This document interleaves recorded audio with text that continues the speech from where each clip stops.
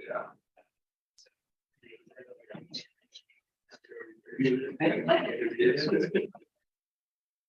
Yeah, That's probably. Oh yeah, like after we overshoot.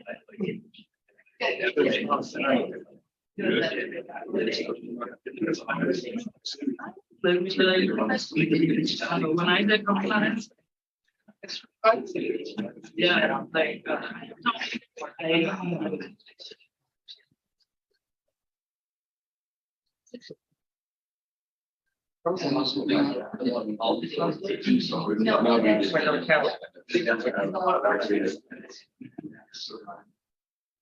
It's engaging, but I won't.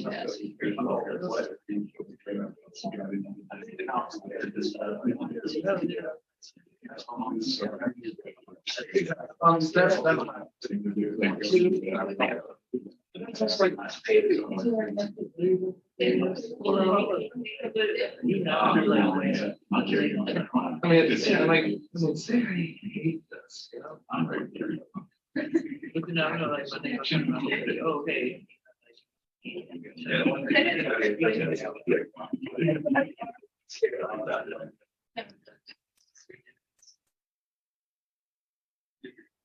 Good afternoon.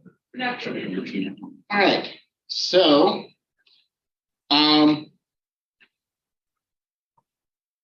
start today with our practice questions. So we have an employment claim. Unlike most employment claims, the employee has not yet been fired. They have retained an attorney, and the client pretty regularly uses work email for personal business and wants to give the attorney the work email for communicating regarding the representation. Does the attorney have an affirmative ethical duty to warn the employee about risks involved with using work email during the course of the representation? Do your answer choices.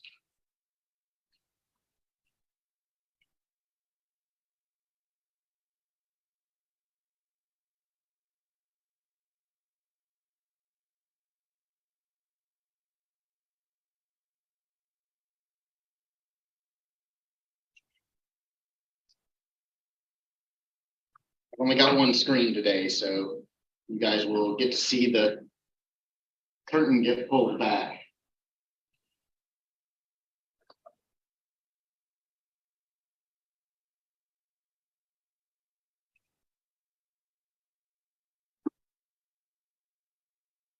Give you guys a few more seconds.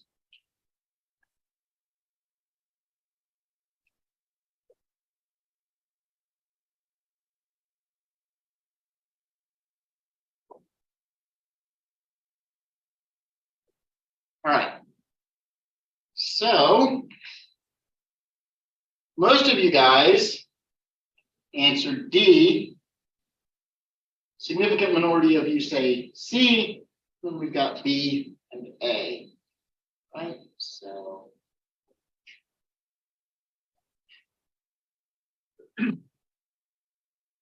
B is correct.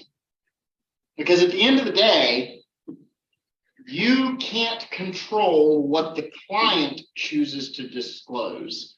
And the rules don't try to exert control over what the client discloses. You can control what you disclose. And so if they choose to communicate with you through the work email, that's their choice. You cannot respond using that email address. Okay.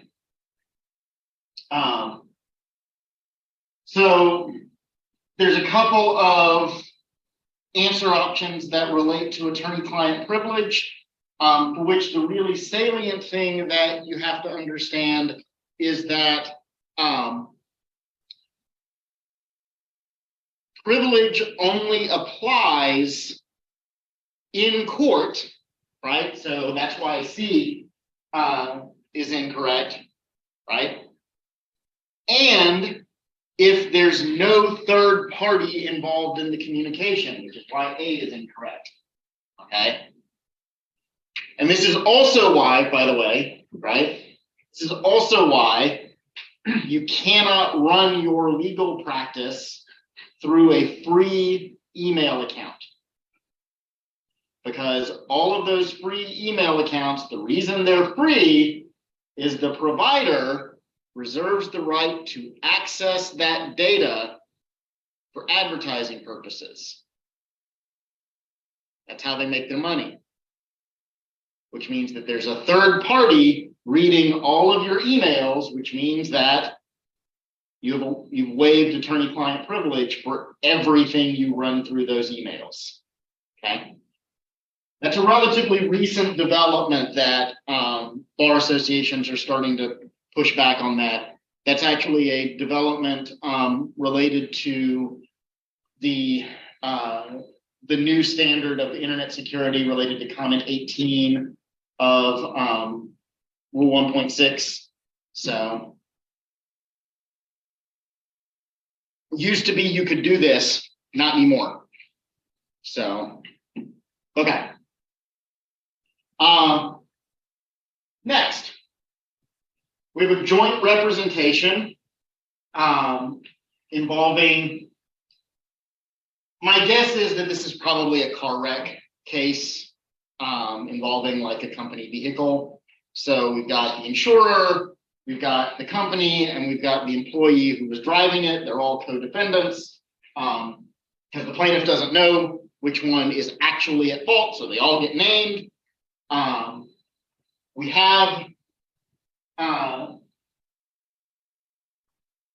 have comments from the employee that, in fact, probably the employee is the only one on the hook.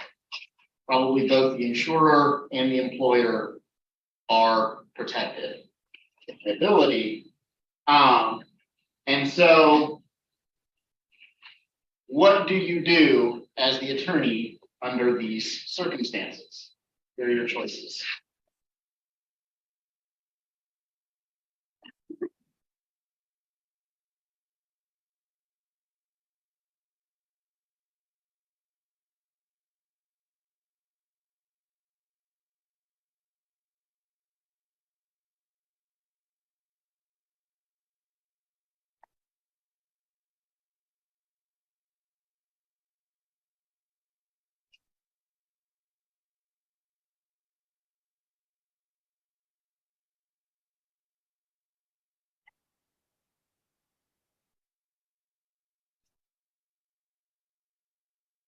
Give you guys a few more seconds.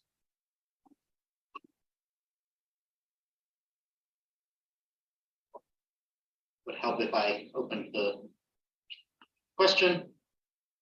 Give you guys a few more seconds now.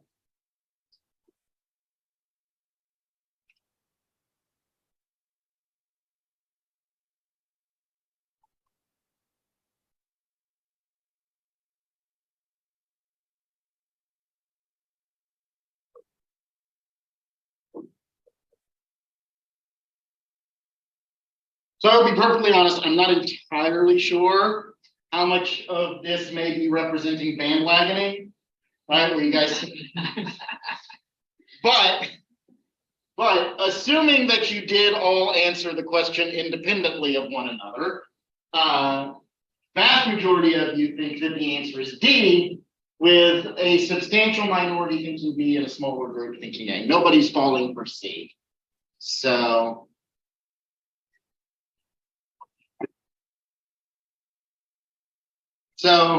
most of you think that we have to get consent from the insurer and the employer to continue the representation. Is incorrect. B is correct. Because what has happened is that you are now in a position where you have two clients in the same case that claims against one another. That is a non-waivable conflict. Okay. So D is the distractor, because you are correct that you can waive conflicts through informed written consent if certain conditions are met. And one of the conditions, 1.7b3, is that you can't have one client A pursuing a claim against client B in the same matter. Okay? So, because this is a non-waivable conflict, and because there's no exception in Rule 1.6 that allows disclosure, the attorney has to withdraw without disclosing. Okay? And you can't even tell the other clients why you're withdrawing, because then you're harming the interests of another client, the driver, right? You have to call everybody up and say, sorry, the investigation has disclosed that I cannot continue as your attorney. Good luck. You all need separate lawyers. Now, if these folks are savvy, they're going to put it together. And so that's why, like, the concept of a noisy withdrawal is, I don't know about that. But in any event, if you ever see a question that mentions an answer option that mentions a noisy withdrawal, that's nowhere in the rules. Okay. Unless there's a specific statutory requirement for a noisy withdrawal, that's not something that exists. Okay. So anytime you see that, and you guys didn't fall for it, so good job. But anytime you see that, just immediately go, nope, and move on, right? So, okay. Questions? Yes. By noisy withdrawal, you just mean withdrawing and disclosing why? No. So the noisy withdrawal concept comes out of the Sarbanes-Oxley stuff, and the idea was that you would file a withdrawal, but you didn't disclose the information that caused the withdrawal. You simply said you were withdrawing under the noisy withdrawal provision. So, okay, anything else? Okay. Last one for the day. So we have an estate planner. Apparently I just learned this. So I paid for a consult with an estate planner for my dad for his birthday, because he's a stubborn asshole who hasn't updated his will since 1994. And apparently these home visits are quite common in this area of practice. I did not know that, because the estate planner was like, oh yeah, I'll be in there. I'll be in the town they live in first week of March. I'll swing by and see them then. So we have this home visit. There's some other folks in the room, and along the way in the conversation, they mention this litigation that's in the news.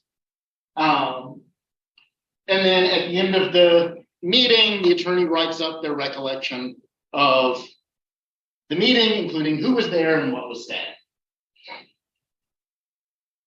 Then client dies, somebody sues over the estate. So which of the following, so the answer choices, right? If you guys aren't looking at the slide deck on your own computers, the answer choices are all different mechanisms for preventing disclosure of information by attorneys. Which of them applies to the attorney's notes and mental recollections in this circumstance? And here are the options. Did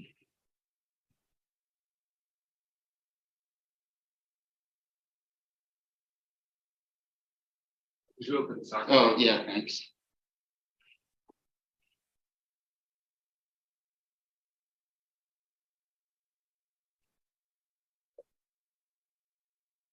Ron, take it away.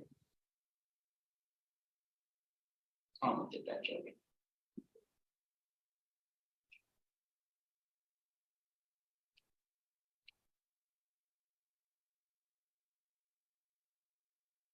Okay, so seems like most of you were saying A, a lot of you were saying B, and there's one lonely little person who's saying C.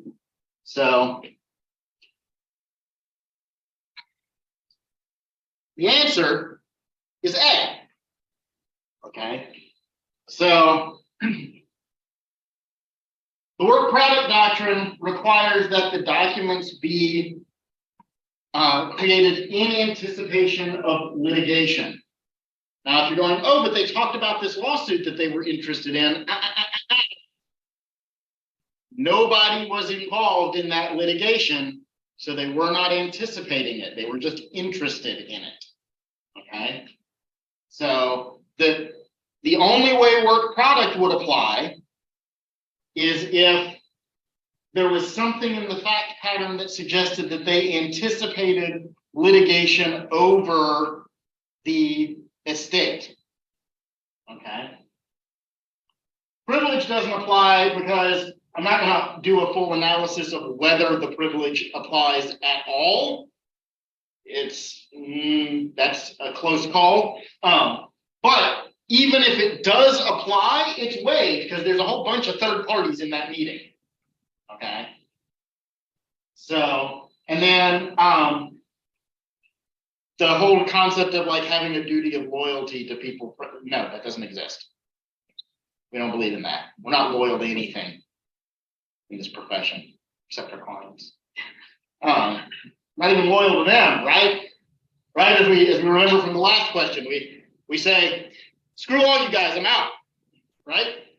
So the only one that could apply is the duty of confidentiality. Okay, questions?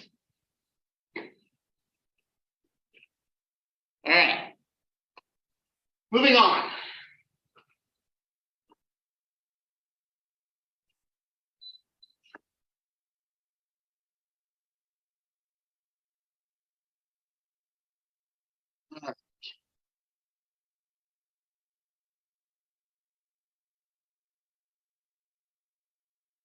So, I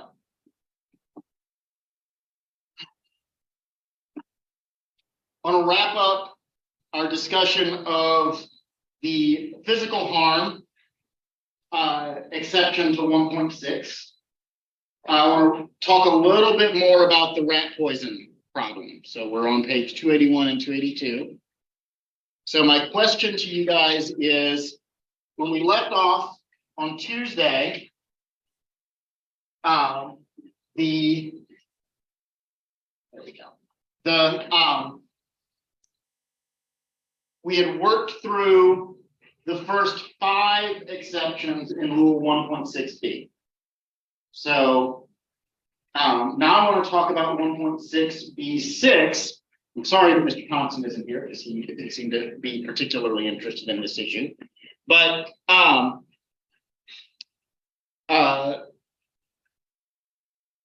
do we think that 1.6b6 can authorize disclosure in this case? Mr. Simmons, what do you think?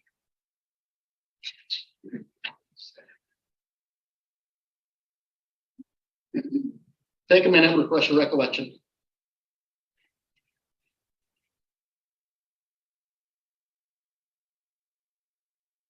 See, refresh your recollection. I can teach evidence.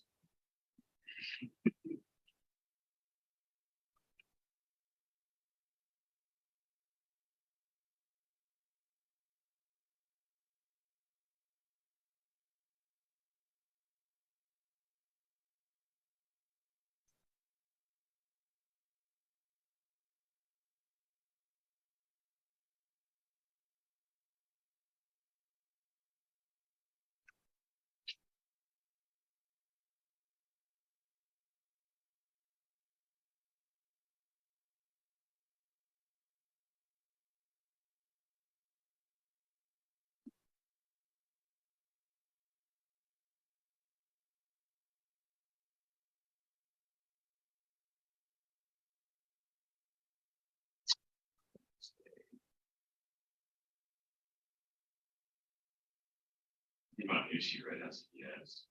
Okay, why?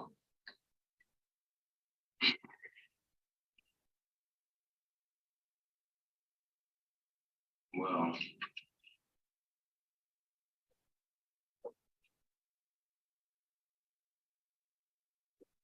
I think my reason because the harm was actually immediate. What do you mean? Because under Rule 1.6b, that's reasonable, right? Well, I'm specifically asking about 1.6b6. So we've worked through 1.6b 1 through 5, right? And we think that we think 1.6b 1, that's probably the clearest of the 5, but even there's room for us to argue. So 1.6b6 is where we're interested in.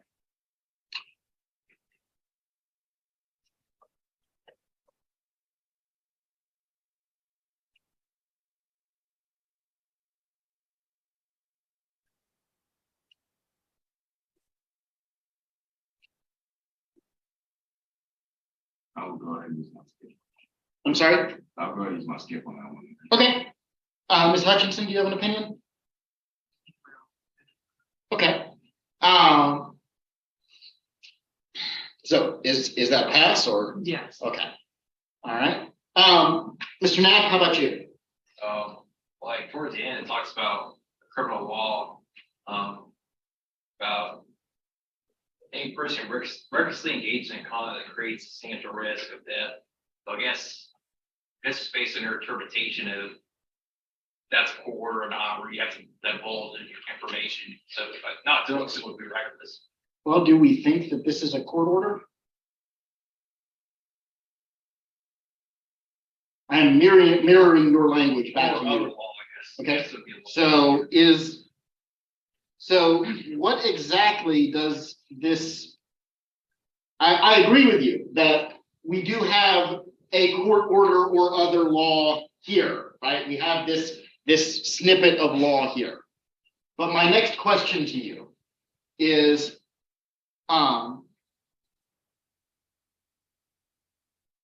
what is required to comply with this law?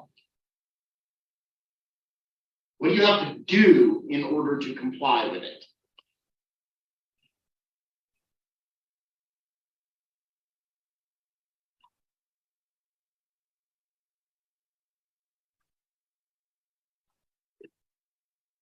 Yes, Ms. Blackwell.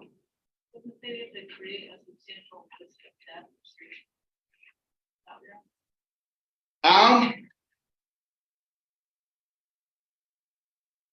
Oh, we're asking, so what would the authorities do?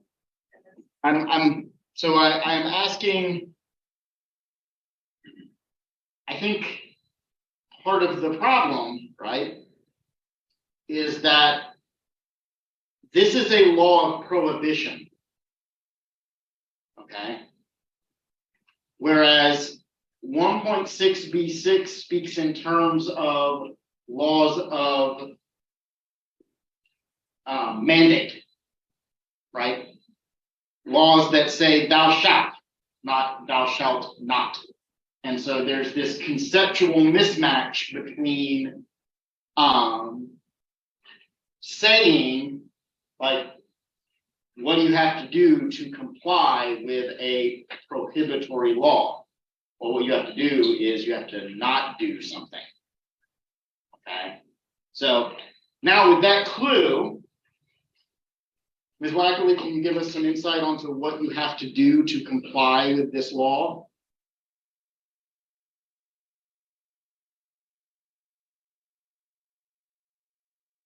Or maybe it's a little easier if we phrase it, we sort of match it up with what we just said. What do you have to not do to comply with this law? I'm sorry? She said go for it. Didn't let you take that one. Okay. You have to not recklessly engage in conduct that creates a substantial risk of death or serious. Right. So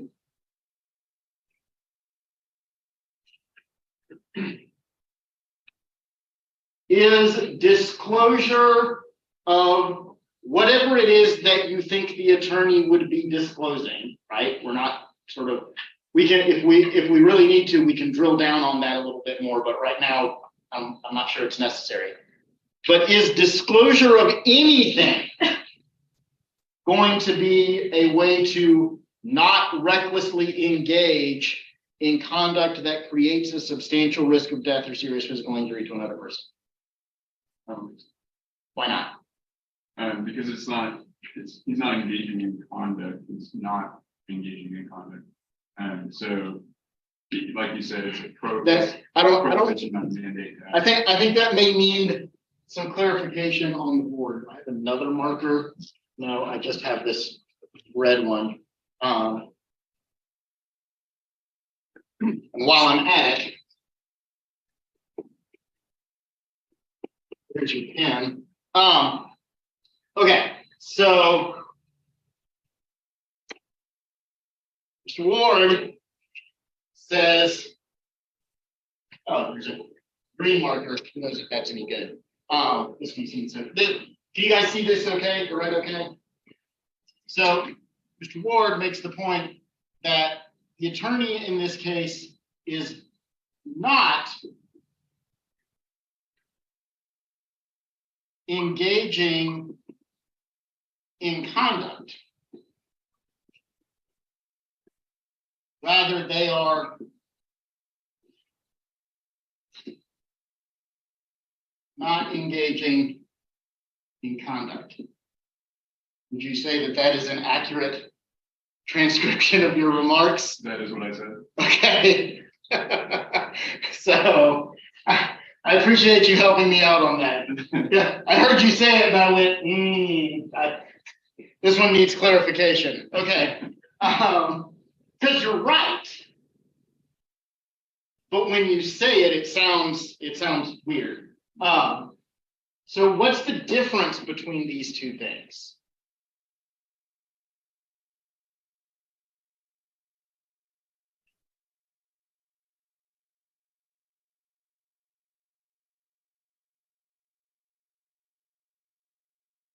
The issue is, and the issue under the rule, under 1.6b6, right, is the disclosure required to comply? And because compliance requires not doing something by definition cannot comply with the law. Clear? Right? So arguably, what this means is that 1.6b6 only comes into play where compliance requires you to do something. So you have to file something, or you have to make a statement, or you have to report something. Those are the kinds of situations where 1.6b6 comes into play. Which means, of course, right, that Harry's going to be able to destroy his files, and more 4-year-olds are going to find that sweet, sweet rat poison.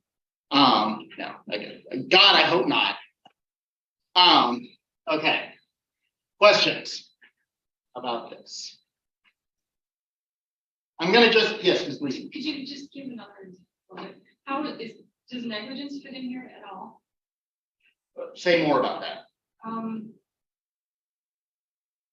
Is it negligent on behalf of the attorney to, when you look at those two differences of what you have there, I would say that the bottom one is negligence, that they are not engaging in conduct that they should be engaging in. I mean, I think the answer to that is I don't necessarily disagree with what you're saying, but what does the statute have to say about the relevant mens rea? There would have to be intent. Not the rule, the statute, in the problem. I need a number. Reckless. It's reckless, right? Just reckless, not. So the statute says any person who recklessly engages in conduct that creates a substantial risk of death or serious physical. So reckless. Is negligence reckless? No. No. So even if we agree with your analysis, which I think I did, it doesn't arise to the level of complying with this statute. Okay. Thank you. All right. Any other questions? Yes. I guess what I'm having problems with is that like conduct isn't necessarily an action, it's how people behave. And so like the lawyer here is making an active choice to not disclose this information.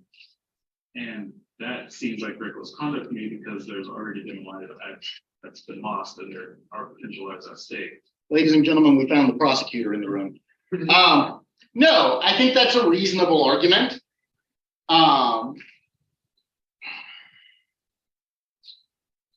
These are spaces where, you know, a lot of these issues aren't fully litigated and fleshed out. And so there is room for there to be like multiple interpretations, at least until an authority sort of comes down and says, no, this is the interpretation, right? So my interpretation is that I'm not convinced that 1.6b6 permits disclosure with regard to a statute of prohibition. Okay.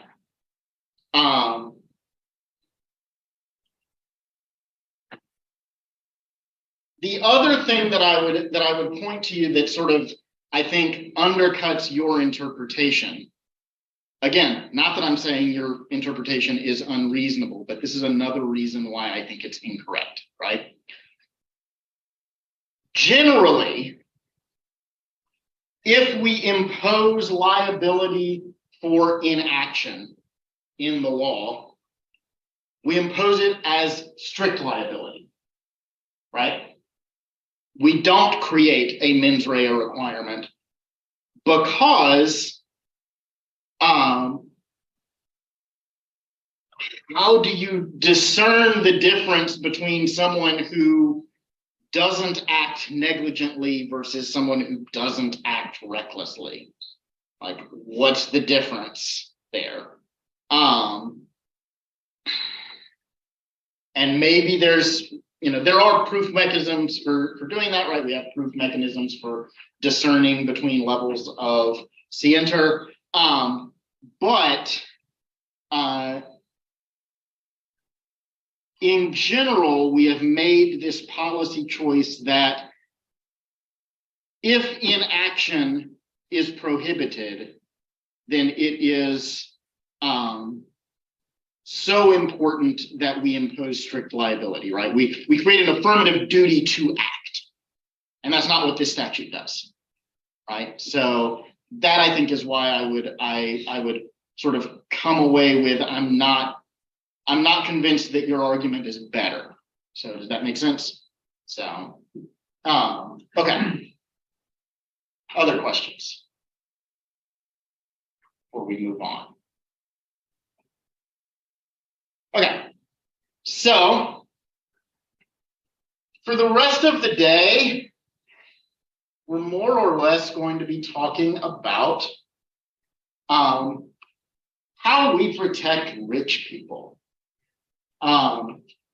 Broader than that, but in general, the kinds of clients who suffer harms under that lead to disclosures under 1.6b2 and 1.6b3 tend to be more sophisticated, wealthier clients. They're not by any stretch of the imagination all of them, but it's a lot more common for us to be worried about estate planning, right, in 1.6b2 than we are, you know, med mal. So, okay.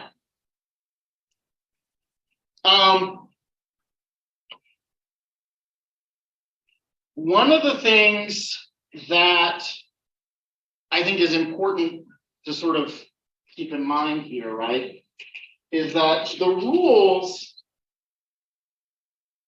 use this term a lot and don't really give us a meaningful definition. Right?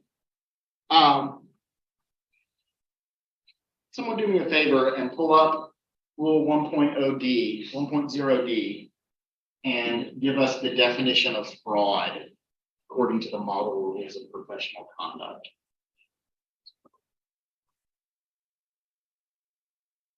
Yes, Fraud Mr. or Hutchinson. fraudulent misconduct that is fraudulent or subject to the law of the applicable jurisdiction and has a purpose to deceive. Well, that sure sounds an awful lot. I mean, I gotta tell you what that sounds like to me is I'm gonna get that tail. Ah, where I'm gonna get that. Okay, well, hello. So, but what that sounds like is tail chasing. Okay. And what that means is that we don't have a whole lot of guidance about what it means.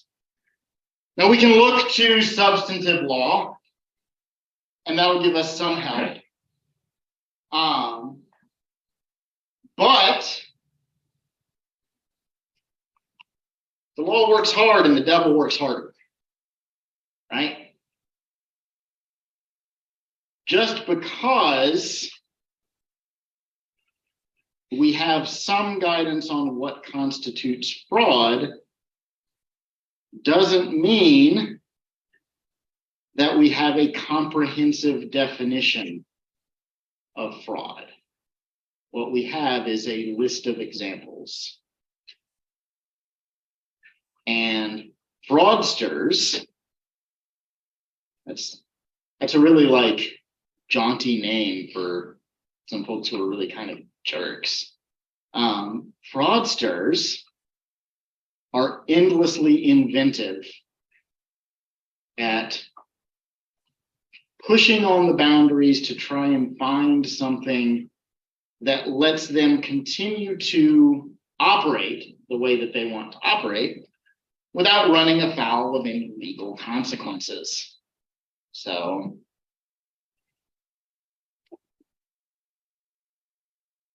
this is a stupid question, but I'll ask it anyway. Who's fielded a phone call from Microsoft tech support in the last month?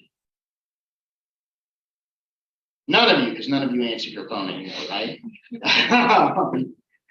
But you're familiar with what I'm talking about, right? You get a phone call, there's someone on the other end, says they're from Microsoft tech support or the Social Security Administration or the IRS, and they tell you, oh, there's a problem. We need access to your device. Can you give us a remote login access for your device? And then if you are remarkably stupid, which none of you are, or remarkably not savvy, I say stupid. Some of your grandparents may have fallen for this. Your grandparents are probably not stupid, but not savvy, right? You give them that login, and they go, "Oh, okay, thank you. I'll just be a minute. I'll set this up for you." And then they have locked you out of your device, out of all of your files, out of all of your photos of your kids and grandkids and pets. And they've taken control of all of your social media. So they're posting to all your Facebook groups. They're saying, "Oh, hey, if you want all of this back, you can pay us, $25,000 in Bitcoin." And here's the thing. Is this legal? I mean, the courts will tell you no.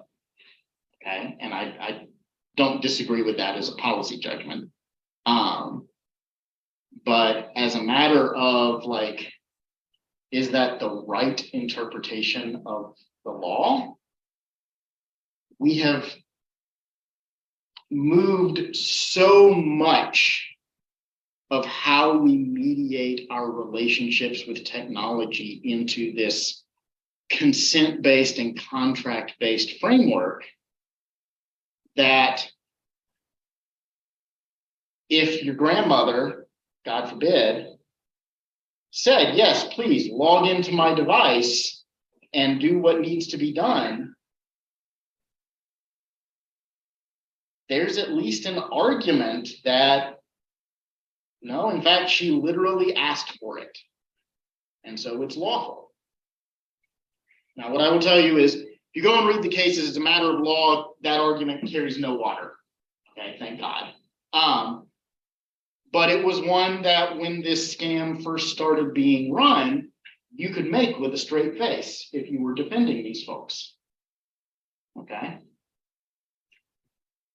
And so let us suppose, for the sake of argument, that you are representing an organization with this particular business model. At the beginning of this timeline, right, before legal authority has spoken on this issue, do you feel comfortable saying that this is fraud?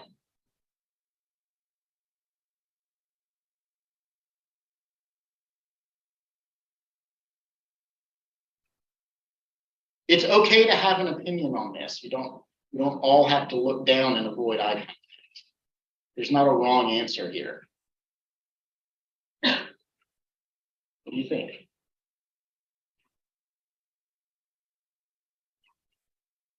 I'm sorry? I think it is fraud, like that scenario. Okay. So even before the courts have spoken, you're willing to say, yes, this is fraud. But I think if you take time out of your day to call somebody and lie to them about what you're doing in order to get their information, I think that is fraud. Are you prepared to stake your license on that? Sure. Okay. So, Ms. Hutchinson would be willing to blow the whistle on her employers who engage in this particular scam. You're in private practice, right? This is just one client among many. You're not in-house. You're not in the business. These are just folks who call you up and say, hey, this is what we do. Is it lawful or not? You're okay with calling the police and reporting them? Yeah. Anybody disagree? Ms. Brawl? It's been a thank you. Bye-bye. But right, so you're declining the representation. I get that. But you're a second-year associate, and the partner's gone, here's a file. Right? Are you going to call the cops? It is going to, but I won't talk to you guys. Okay, now the partner says, no, you're gonna work this file. Thank you. Okay, you're fine.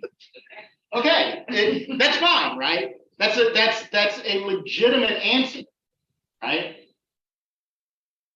But if you're gonna walk that path, you have to understand the consequences, right? Now let's take this a little bit differently, right? Let's suppose, for the sake of argument, that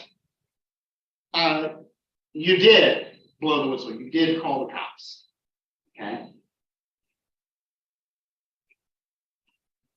Are you protected under 1.6b2 or 1.6b3?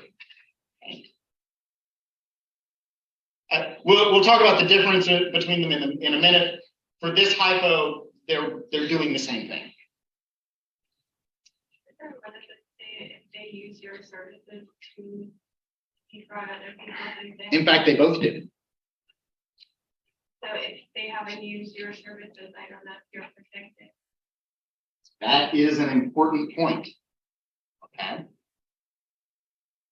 So If they just call you up and ask if it's lawful, no, you probably cannot disclose what they're doing. How far down the road do you have to go of, unknowingly helping them before you reach the point where you can be protected by 1.622? So for example, if a person comes to you and says, I would like you to form a business entity for me. This business entity is named Scams Are Us. And we will engage in stealing old folks' life savings by installing ransomware on their personal devices through social engineering. Okay. So now, none of this, as of this point, is disclosable because they have not yet used your services. If you create the LLC or corporation or whatever, have you reached that point? Have they used your services to commit fraud at that point?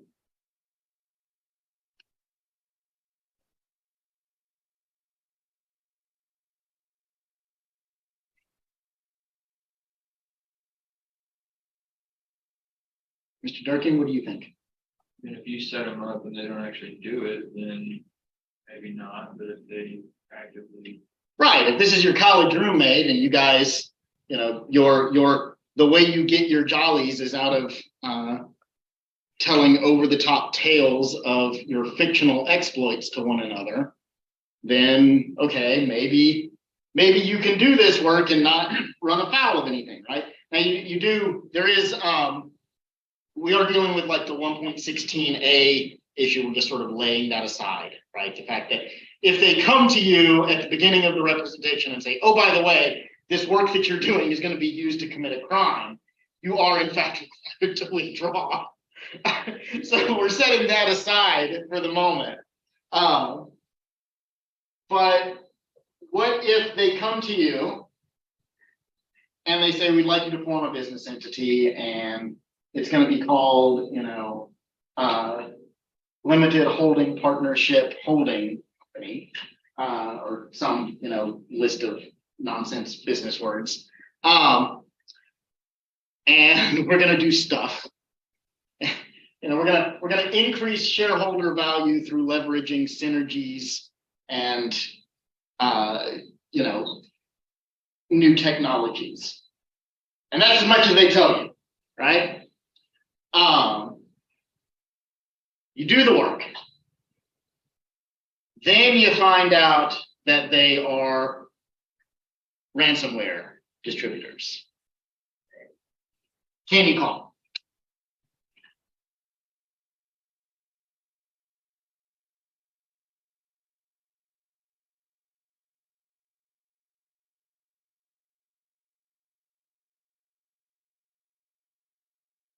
I think so, because it seems like the establishment of the business, however that looks, is probably an important step in their fraud. Otherwise, they probably wouldn't have done it. So it's an act of furtherance.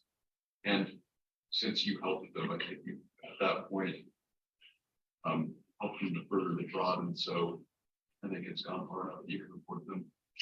I think that's a reasonable argument. I think you will find authorities that will say, no, you've not in fact done anything because the business entity is sort of irrelevant to the crime. But I think the logic that you're offering of if they didn't need this business entity for some step in the fraud, they wouldn't do it because that's an investment of time and resources and money that they don't have to make. I think that's a sound logic. Again, right? These are issues that are not fully fleshed out in the law or not fully litigated. So I think that there's room for us to come down on either side of that. Okay. So, all right. the book goes way down the rabbit hole on like the Sarbanes-Oxley rules of disclosure. And that's really important. But it's really only important if you're going to be working in securities.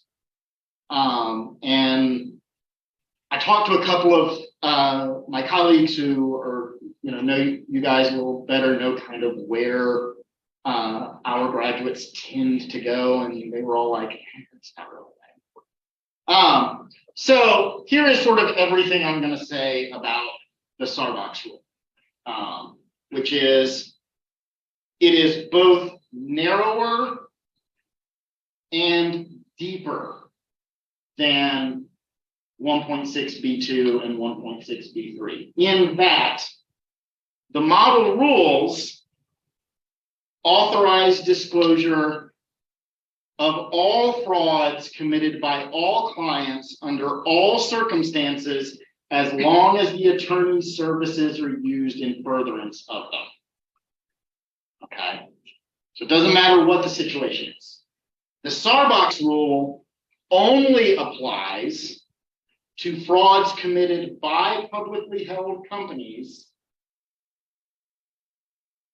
and only applies to attorneys appearing before the Securities and Exchange Commission. So even if you go into corporate practice, it is more rare that you'll do that like right out of law school, but 5-10 years down the road, you go in-house. If you go in-house and nothing that you do for the company that you work for involves appearing before the SEC, Sarbox 307 does not apply to you.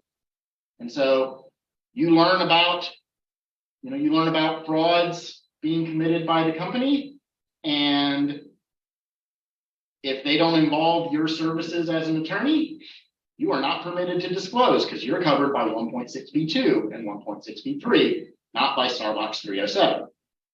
Now, if you appear before the SEC, then your duty to report frauds from a publicly held company extends to all frauds, regardless of whether they involve your services. Okay, so do we see the difference? Would it help if would a 2x2 chart help? I see some nods and some shakes. So we'll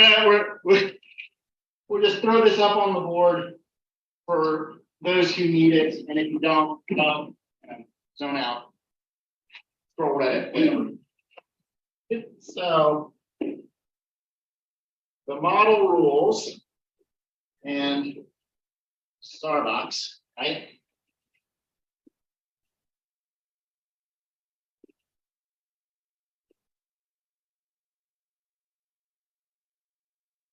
And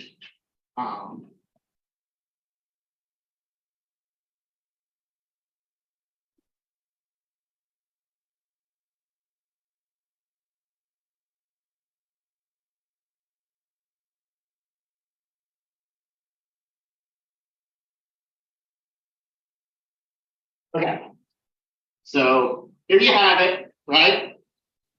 If you're in a model rules world, it only matters if your services were used to further the fraud, but it applies in all circumstances in all cases.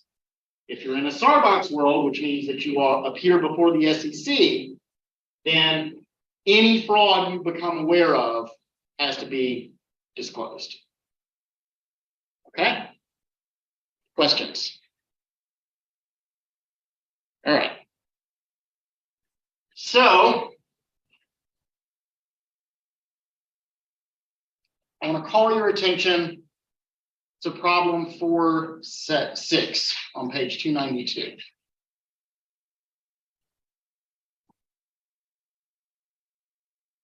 Take a minute, refresh your recollection, and then we'll talk through it.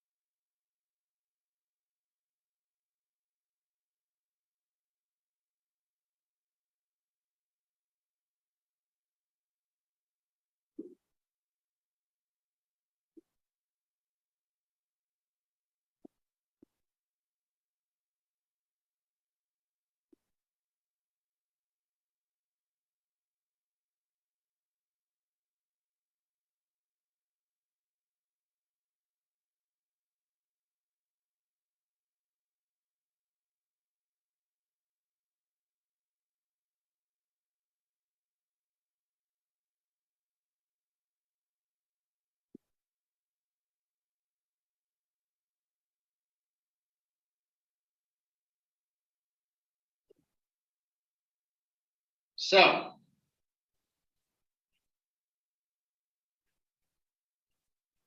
Let's start by talking about what the rules say. Okay.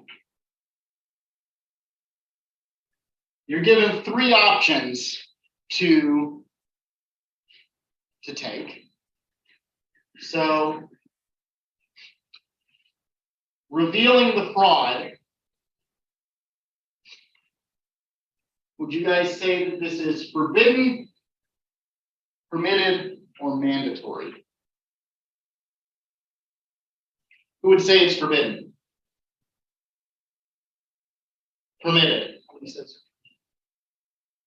Hands up. Keep them up. Keep them up.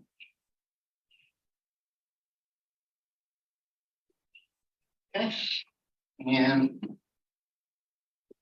who would say that it's mandatory? Some of you can vote. All right. Withdrawing from the representation, right? Not disclosing the fraud, but firing executive leasing. Who says that that's forbidden? Can you repeat? I'm sorry. Can you repeat what this option is? So you fire them. Yeah. Okay. You say nothing, but you fire them.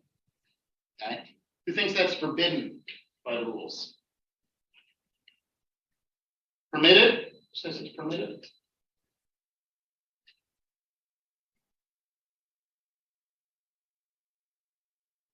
Okay. And who says it's mandatory? Okay.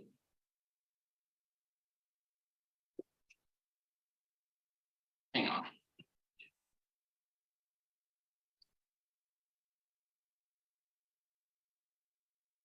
We all are abstaining. We don't like it. All right. Doing nothing. Who says that's forbidden?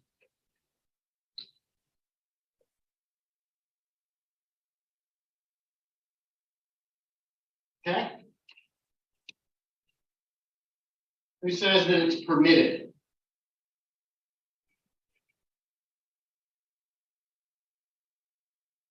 And anybody say it's mandatory? Doing nothing is the required course of action. Okay. All right. So, just out of curiosity, is there anybody who just didn't raise their hand at all for any of these options? Any of these 9 options? That is not true. I saw your hand go up at least once. So, all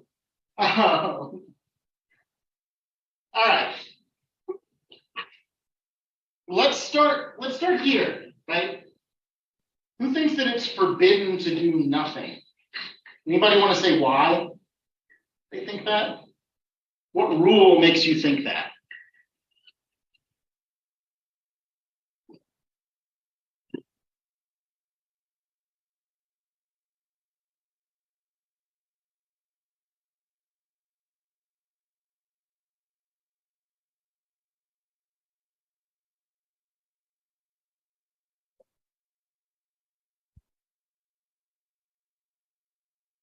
Yes, Ms. Hardy. So I had originally said do nothing, and I actually want to change mine to permitted, but I'll explain my original thought and then why I'm counteracting that thought. So, the part of it that says a lawyer reasonably believes necessary to prevent da da da da da. But if you go back to B, if a lawyer may reveal, that's not saying that they must reveal, that's not saying they shall reveal, that's saying that they may. So I believe that it's all under permitted. So guys, remember the other day when we talked about the child abuse reporting, right? That the model rules are permissive in that they allow you discretion to disclose without running afoul of the rules, but they don't displace a mandate to disclose under the law. What they do is they remove the prohibition on disclosing under the rules. Okay, so exactly right. Okay, that to the extent that any of these courses of action are ethically permitted, none of them are mandatory. Okay. But I am not convinced that doing nothing is permitted.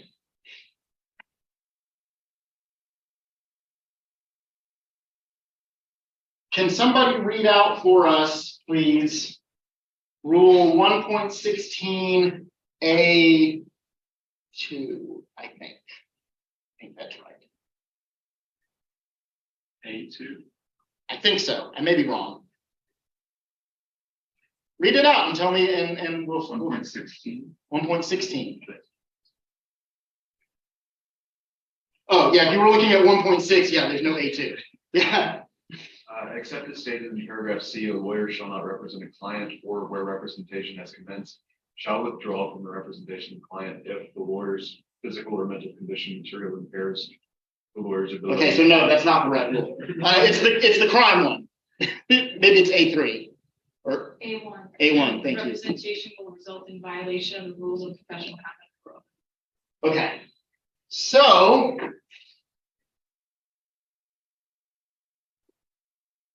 given that rule, do we think that doing nothing may still be permitted?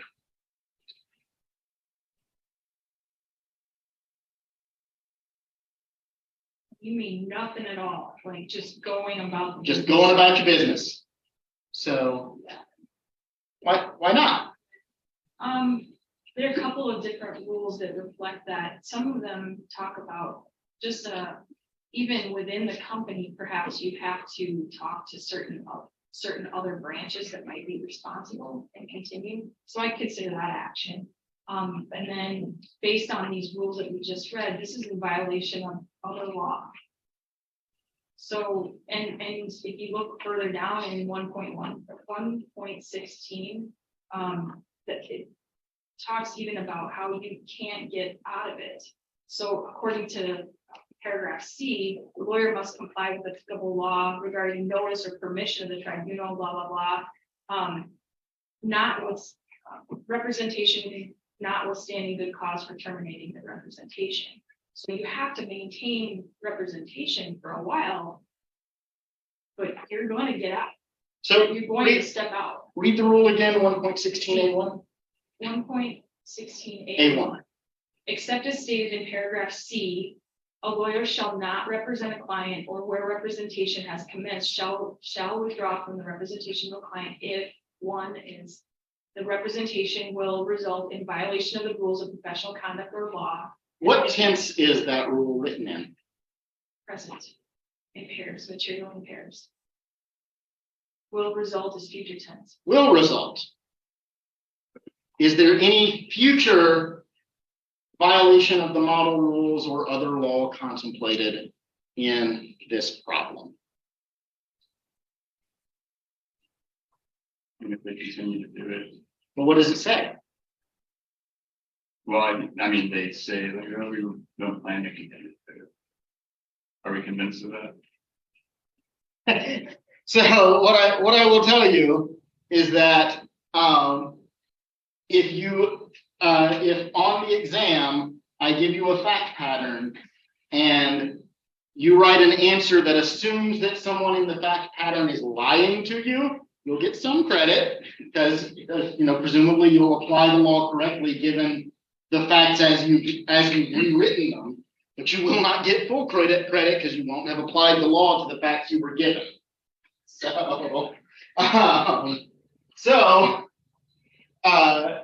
The answer, right, as a practical matter is that, yeah, it is always possible that someone is lying to you, okay? But also as a practical matter, in terms of succeeding in this class and in this law school and on the bar exam, you need to operate within the facts that you're given, okay? So, given these facts, And given this rule, does anybody here also want to change their mind?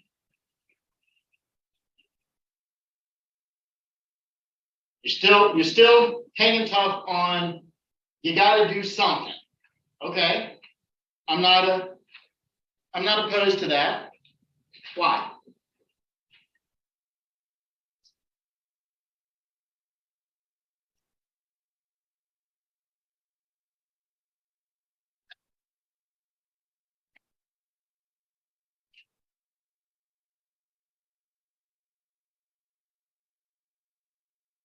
Yes. If it's according to the rules, I just change everything to permitted, but you know, you could do nothing and go to jail. So I think that's a fair assessment, right? Is that we aren't, in the real world, we aren't only interested in professional discipline. Okay. So as a practical matter, assuming for the sake of argument that you have to choose between professional discipline and jail, which one do you choose? In this case, I go to jail. And why? There's a very simple explanation, I promise. It's not just because jail, but it is also because jail. So, I'm sorry? Yeah, if you go to jail, you're gonna get disbarred anyway. And also not. But if you have to choose between A and B, and you don't like A or B, and not A and not B is not on the table, take the option that's less, right? So, but now I'm, we've sort of laid aside this group of folks who think that doing nothing is forbidden. Let me ask you guys a different question. Right now, I want to talk a little bit about the difference here between permitted and mandatory. Okay.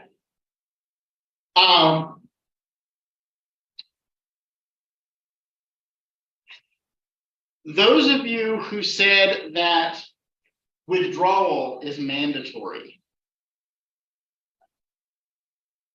do you still think that after our discussion of 1.16A1? Yeah. I changed my mind, but because for the same reason Ethan said, I didn't trust that they were actually going to stop. So, but taking their word, I don't think it's mandatory. Yeah. So that I think is the key fact for why I'm not convinced any of these actions are mandatory. Okay, because all of the mandatory rules, all of the rules that say thou shalt do it, contemplate the client's illegal conduct being in the future. Okay. All of the rules that address illegal conduct that has already happened in the past, they all speak in may terms. You are permitted to disclose that illegal conduct. You are permitted to withdraw over that illegal conduct, but you're not required to. So now, let's shift the script a little bit, because how important is this client to your firm in this problem? Fair. 60% of the firm's revenue. So can any law firm take that kind of hit? I would be seriously surprised if one existed that could. Maybe you can float, you can struggle along for 6 to 9 months to see if you can drum up alternative business that will replace some of that. But that's a firm that's headed down the drain. And to be perfectly honest, probably any law firm that becomes that dependent on one client, if you find yourself working in that kind of an environment, update your resume. So,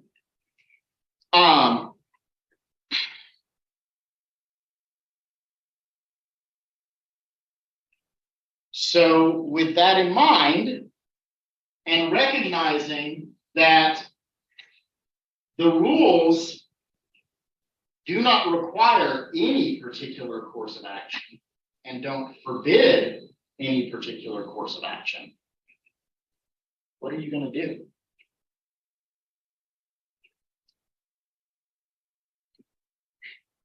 Who's going to blow the whistle? Who's going to fire the client?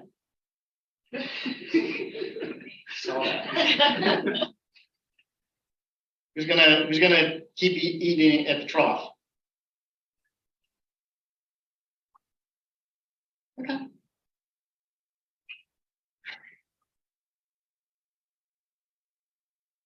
Why are we talking about this? This is another one of those situations where if I tell you, you're not going to believe me. So why are we talking about this? Very realistic scenario, like, Why? How is it realistic? because I think anybody could be working anywhere at any time, and all of a sudden, like, they find out that, like, their biggest client is up to some hijinks. It's just like, dang, okay. Clients are some shady fuckers. Okay. So clients do things.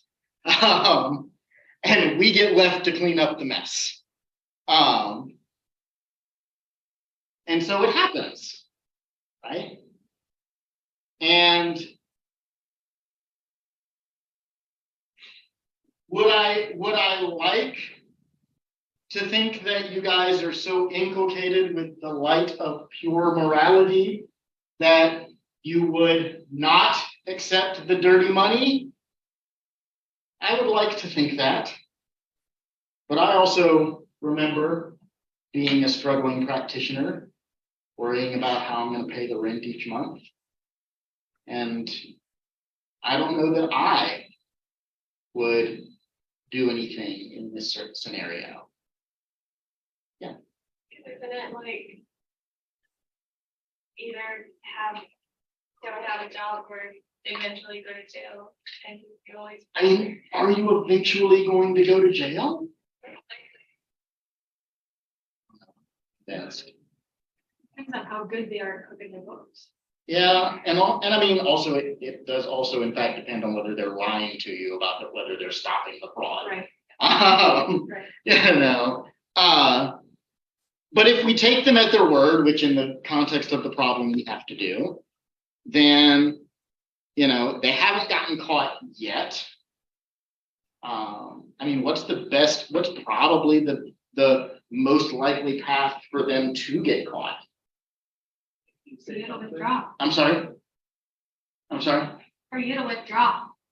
Not necessarily, because you're not doing any litigation work for them. You just wouldn't be signing off on the title letters anymore, right? So, yeah. If they can't pay their bills and they start to do checking on that, if they go bankrupt, the bank will want more information from them, and some of that could be deal with that. So I don't think you're wrong, but I don't think you've got the most plausible story. You're gonna default on their loan. Maybe. But I mean, they can probably churn this for a while. So, Mr. Durkee? They keep doing it, they'll probably eventually get caught. The cops can't be that stupid argument.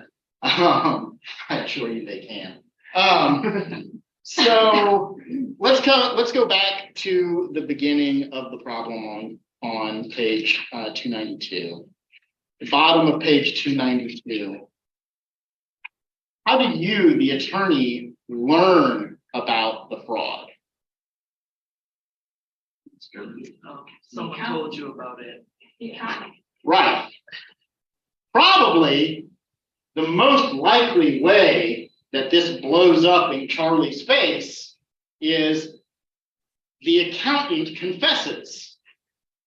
Now that can happen a number of different ways, right? It can happen because the accountant's guilty conscience, right? It can happen because the accountant, like, there's some sort of external audit that sort of catches the accountant out, right? Something like that. But that's the most likely path to Charlie getting busted. Okay. So, how long do you think this can continue?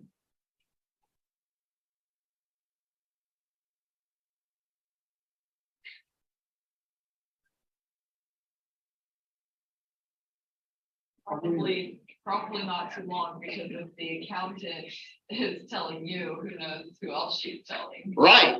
And who knows what she's doing to numb what she's feeling, right? So the real question is, who are you going to kill? No, that's not no. No.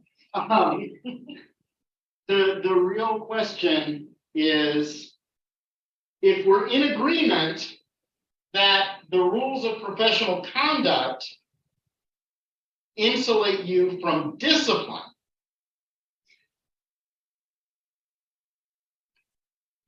do you think that, given the problem as it was given to you, that you have committed a crime?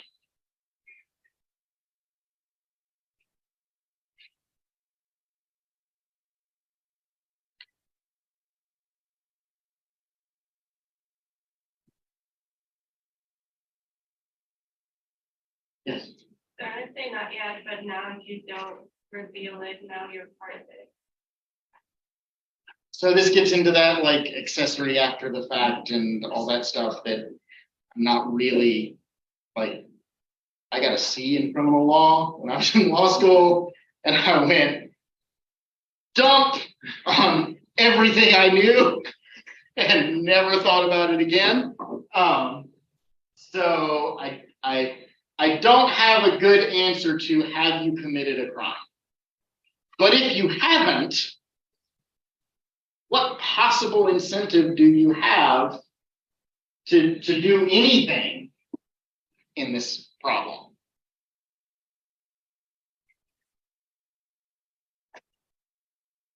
Your conscience is the only thing you've got left. It is.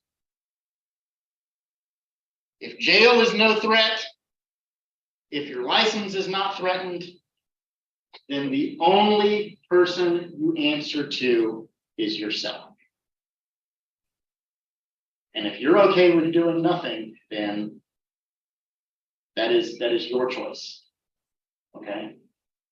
And I cannot tell you that I would do differently in your shoes, regardless of what I might like for you to do. Cannot tell you that I would be any different. Okay? So, questions? Yes. What would be the course of action to get out of this, or like? Oh, cover? just file it. Okay. If, like, in all seriousness, right? If you're not on the hook for anything they've already done, either professionally or criminally, but you think they're lying, just fire them. Get rid of them. Okay. Don't keep clients around that lie to you. Okay. But yeah, that's simple. Okay. So, questions? I see you guys eyeing the clock. So let me just make sure there's nothing else that I can cover very quickly. Okay. The last thing that I want to say today. Okay. The 1.6B5 exception. Okay, the establishing a claim or defense exception, right? It's broader than just like litigation or formal proceedings. It goes so far as to give you some leeway to do things like respond to bad reviews. But guys, what do business owners sound like when they respond to bad reviews? What do restaurants sound like when they respond to bad reviews on Yelp? What? Downers, right? There was something else over, what? Desperate. Yeah, desperate, right? Yeah. What? Like that was a roach. You sound. I don't know. Maybe you'd have had a better time if you paid your bill. You know. But like, one of the things that I would encourage you to think about before you go down that particular road is like, what image are you presenting? And is that the image that you want to present in a profession where our reputations are the only and best marketing that we have? Okay. So that's the only thing that I would remind you of on that issue. Okay. So we'll see you guys next week. Take care. Don't forget, Character and Fitness due tomorrow. No extensions. So What time? whatever the syllabus says. Or whatever D2L said. I don't think the syllabus says. Whatever D2L says. So,